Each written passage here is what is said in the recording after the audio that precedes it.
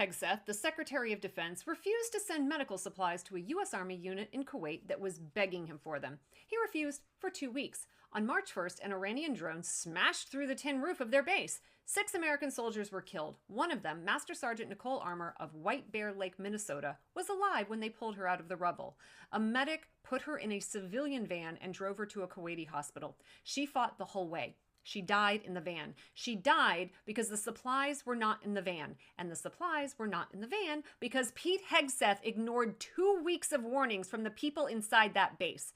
I reported on this strike when it happened. We knew 6 Americans died. We knew the bunker was a triple-wide trailer with a tin roof that was not fortified. We knew U.S. intelligence warned in January that Iran was going to hit it. We knew Hegseth went on TV the next day and called the drone a, quote, squirter. It was not. What we did not know until yesterday is that the unit had been screaming at Pentagon leadership for 2 solid weeks, asking for more medics, more medical supplies, mass casualty rehearsals, and more drone defense. The answer from leadership on the record was, quote, "Don't worry about protection." Then a drone came through the roof.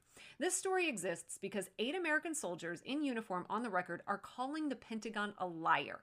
You do not publicly call your chain of command liars while you're still in uniform. You're risking your career. You're risking your clearance. 8 of them did it anyway. They did it because their friends are dead and the Pentagon is lying about how it happened. Massive credit to CBS News for reporting. I'm sure they're all going to be fired by Barry Weiss tomorrow. And also to Jonathan Larson at the effing News, who's been screaming about this when corporate media won't. Go subscribe to him. Master Sergeant Anne-Marie Carrier, another survivor, told CBS the unit had never done a single mass casualty drill. Not one! No rehearsals.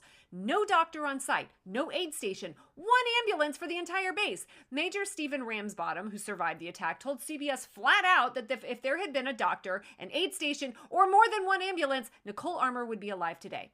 I'm a veteran. I deployed to Iraq with the U.S. Army. I respect Pete Hegseth's service in the National Guard. However, it does not make him qualified to run the Department of Defense, an agency with 3 million employees and the largest budget on earth.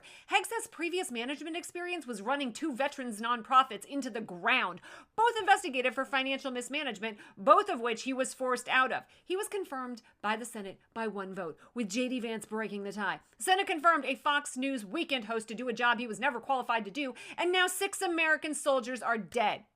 Captain Cody Cork, Master Sergeant Nicole Armour, Sergeant First Class Noah Tietjens, Sergeant Declan Cody, Major Jeffrey O'Brien, Chief Warrant Officer Robert Marzin. Say their names.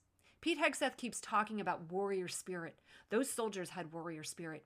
They asked for help. They asked for protection. They asked for supplies. Warrior spirit didn't kill them. Pete Hegseth.